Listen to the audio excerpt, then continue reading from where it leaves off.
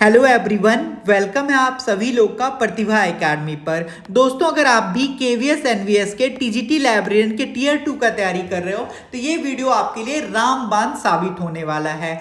हमारे साथ बहुत सारे ऐसे साथी हैं जिनका टीयर 1 तो काफ़ी अच्छे से निकल जा रहा है, मैथ, रीजनिंग, कंप्यूटर की वजह से काफ़ी अच्छे अच्छे स्कोर किए हैं, लेकिन उनको लाइब्रेरी साइंस का पता भी नहीं है कि सर लाइब्रेरी साइंस का सिलेबस क्या होता है। वो लाइफ में पहली बार लाइब्रेरी साइंस को पढ़ रहे हैं आफ्टर टीयर 1 रिजल्ट। तो मैं उन सारे स्टूडेंट को कंप्लीट स्ट्रैटेजी बताने वाला हूं ताकि कम टाइम में वो लाइब्रेरी साइंस को अच्छे से समझ जाए और उनका रिजल्ट हो जाए। सबसे पहले इस वीडियो में हम लोग बात करेंगे कि जो आपका लाइब्रेरी साइंस है केवीएस एनवीएस का सिलेबस, उसका एग्जामिनेशन पैटर्न क्या है, सिलेबस क्या है।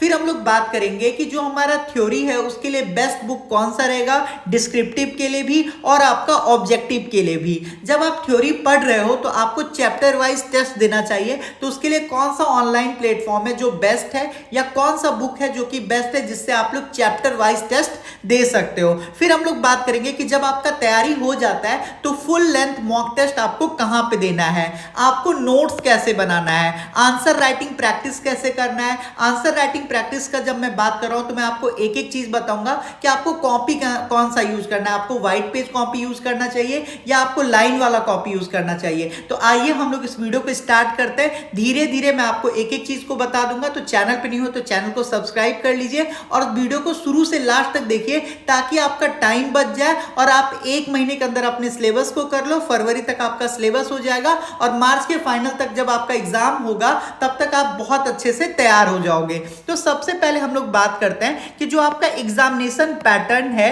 केवीएस एनवीएस के टीयर 2 के टीजीटी लाइब्रेरियन का वो क्या है।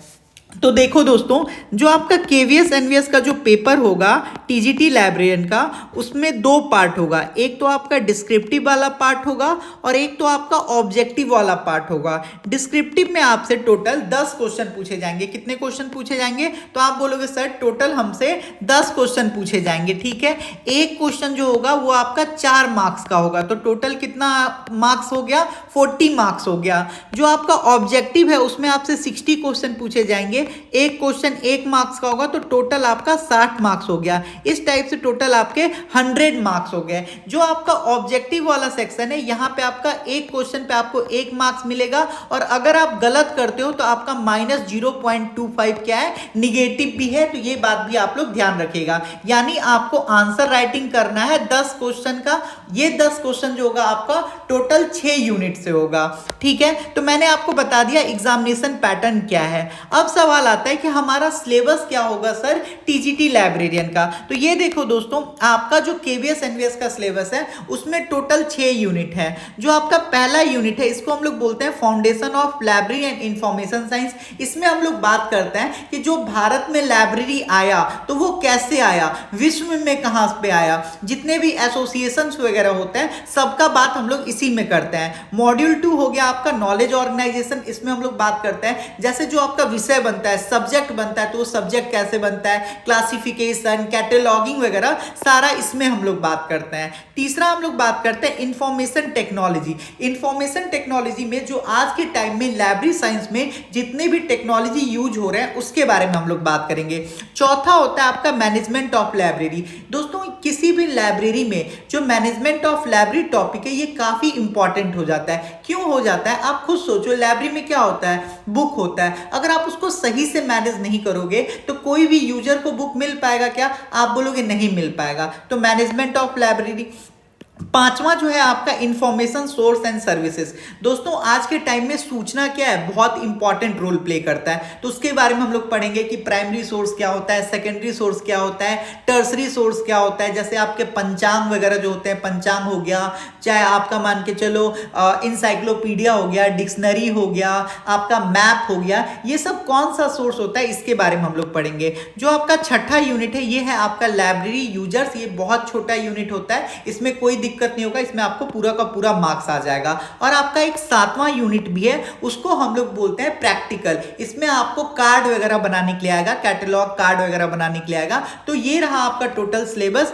कितने पार्ट में? तो टोटल 7 पार्ट में, मॉड्यूल 1 से लेकर सिलेबस 7 तक। ठीक है, तो मैंने आपको सिलेबस भी बता दिया। अब हम लोग बात करते हैं best source for theory. Theory पढ़ने के लिए सबसे बेस्ट बुक कौन सा रहेगा?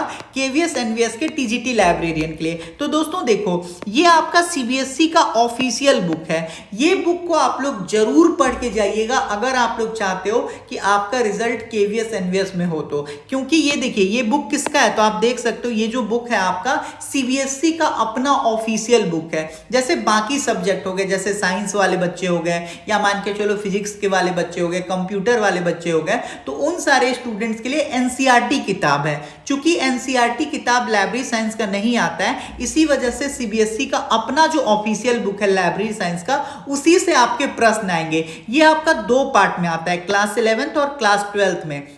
ये मार्केट में इंग्लिश मीडियम में अवेलेबल है। मैंने टेलीग्राम ग्रुप में इंग्लिश मीडियम वाले बच्चों के लिए डाल दिया है, तो आप लोग वहां से इस बुक को देख लेना। मैं आपको इस बुक का डेमो भी दिखा देता हूं। ये देखिए, ये बुक का खासियत ये होगा कि जैसे मान के चलो आपका एक टॉपिक है लाइब्रेरी मैनेजमेंट, ठीक है, तो यहाँ पे आपको बेनिफिट क्या है कि ये देखो लाइब्रेरी मैनेजमेंट का यहाँ पे सारा का सारा थ्योरी दिया हुआ है। तो यहाँ से आप क्या कीजिए, थ्योरी को पढ़िए। जब ये चैप्टर आपका कंप्लीट होगा तो इसके जस्ट नीचे ना आपको क्वेश्चन आंसर भी देखने के लिए मिल जाएंगे। ठीक है, तो आपको उन सारे क्वेश्चंस को क्या करना है, लगाना है, ताकि आपको पता चल पाए। ये देखिए है ना question, define collection development, discuss the function of collection development. तो जब आप इन सारे क्वेश्चंस को करोगे ना, तो आपको आइडिया लगेगा कि अच्छा, इस टाइप का क्वेश्चंस हमारे एग्जाम में डिस्क्रिप्टिव में आ सकता है। लगभग मान के चलिए इस बुक में, सीबीएसई का जो ऑफिशियल बुक है, टोटल 17 चैप्टर है, और हर चैप्टर में किसी में 10 क्वेश्चन है, किसी में 5 क्वेश्चन है, तो मान लेते हैं कि लगभग 200 क्वेश्चन है। तो अगर आप ये 200 क्वेश्चंस को कर लेते हो, इसके आंसर को लिख लेते हो,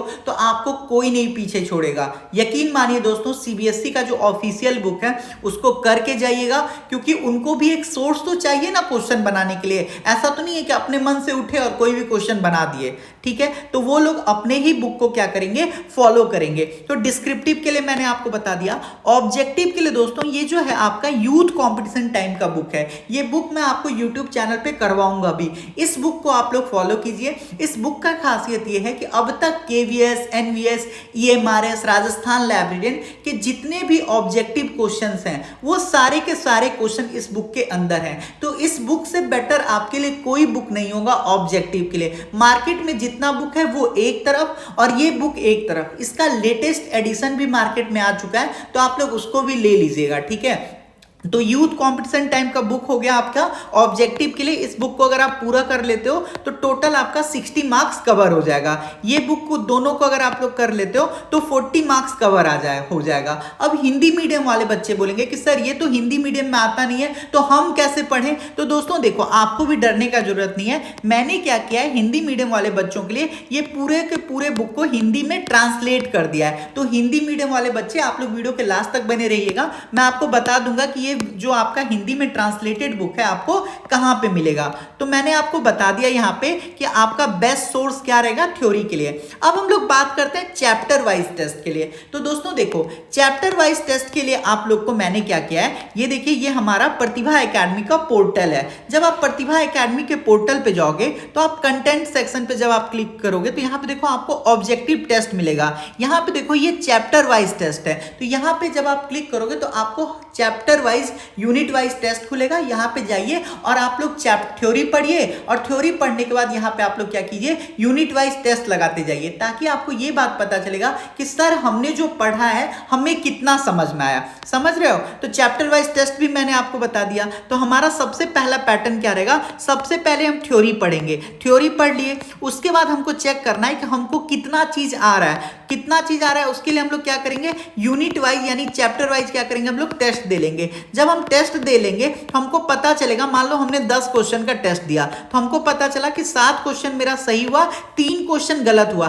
तो इन 3 क्वेश्चन का हमको क्या कर लेना है, स्क्रीनशॉट ले लेना है, या इसको 3 क्वेश्चन को हम लोग को कहीं पे नोट कर लेना है। क्योंकि यकीन मानिए दोस्तों, जो आपका 7 क्वेश्चन पहले सही हुआ है ना, वो आपका 100% अगली बार भी सही होगा। लेकिन जो 3 क्वेश्चन आपका गलत हुआ है ना, वो अगली बार भी गलत होगा अगर आप प्रैक्टिस उसका नहीं किए तो। ठीक है, और ये टेस्ट आपको कहां देना है, तो प्रतिभा एकेडमी ऐप पर दे लेना है। ठीक है, फिर हम लोग बात करते हैं फुल लेंथ मॉक का।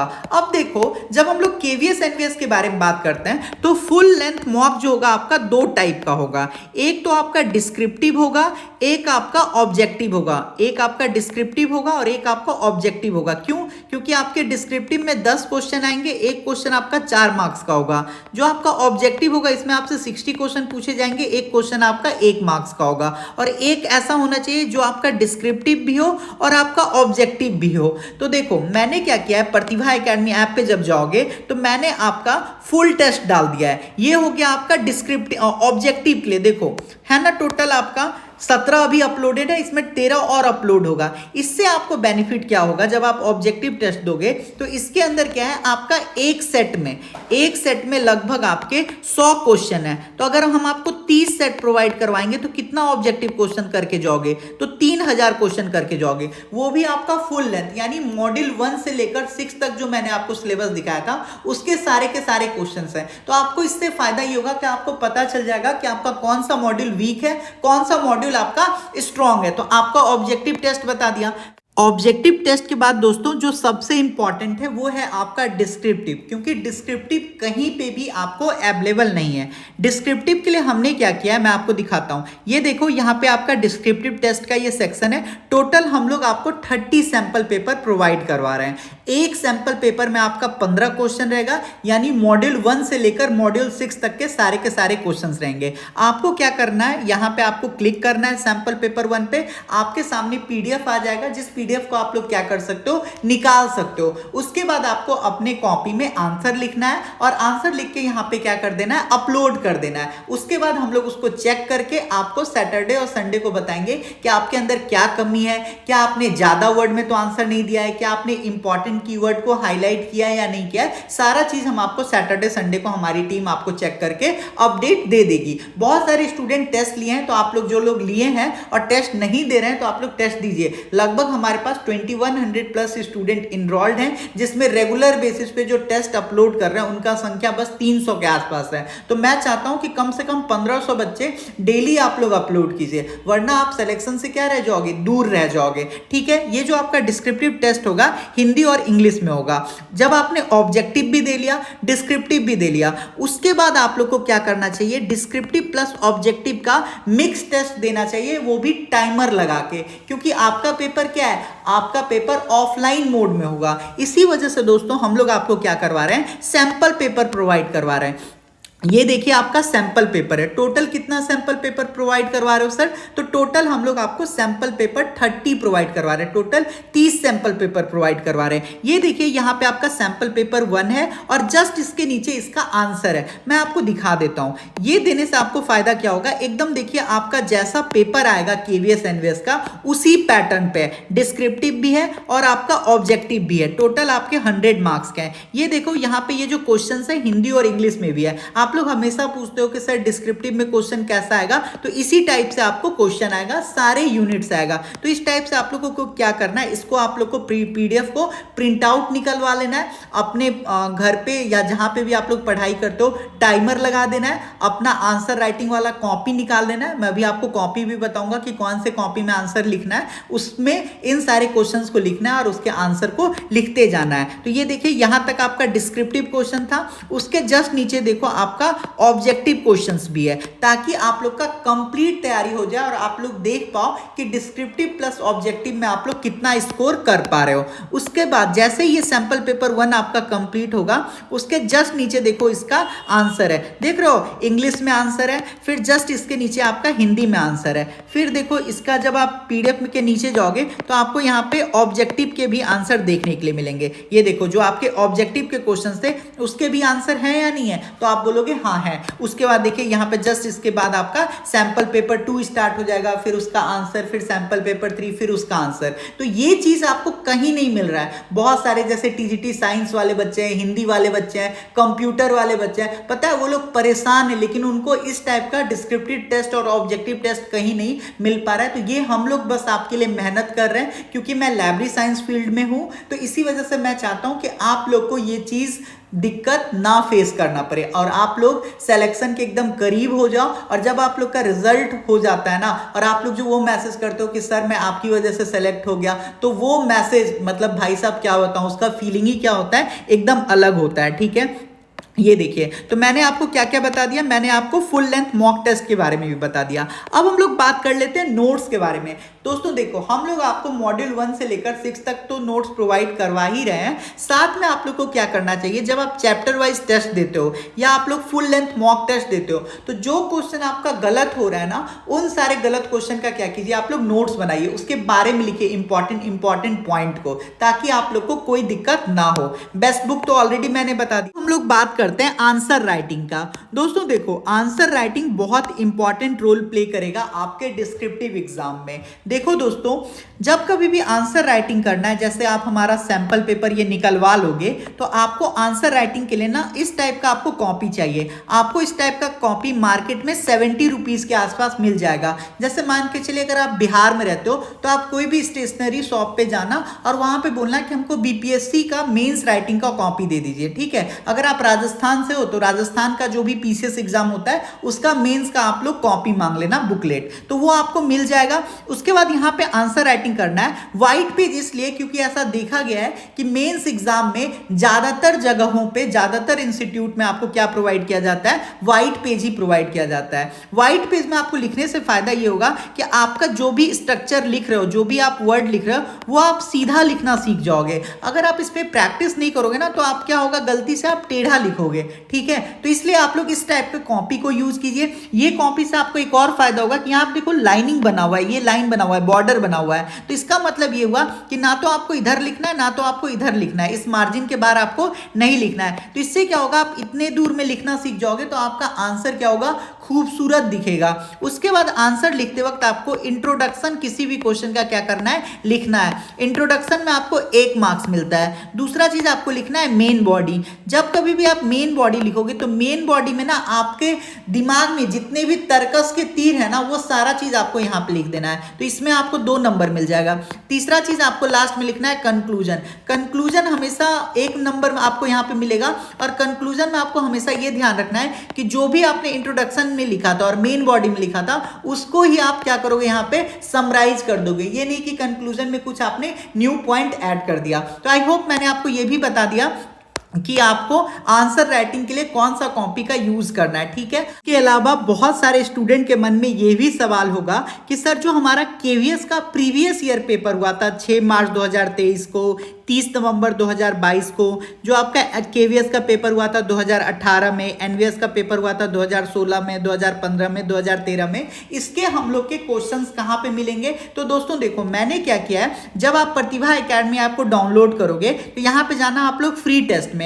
फ्री टेस्ट में जब आप जाओगे तो यहाँ पे देखिए जितने भी आपके अब तक केवीएस एनवीएस के जितने भी एग्जाम हुए हैं, उसका मैंने क्या किया है, यहाँ पे टेस्ट के फॉर्म में अपलोड करवा दिया है। तो सारे क्वेश्चंस को मैंने यहाँ पे टेस्ट के फॉर्म में अपलोड करवा दिया। आप लोग जाइए प्रतिभा एकेडमी ऐप को डाउनलोड कर लीजिएगा, वहां पे ये सारा का सारा टेस्ट सीरीज क्या हो जाएगा, आपको फ्री में मिल जाएगा। ठीक है, तो ये फ्री टेस्ट को आप लोग जरूर लगाइए ताकि आप लोग को पता चल पाए कि आप लोग अभी कितने पानी में हो।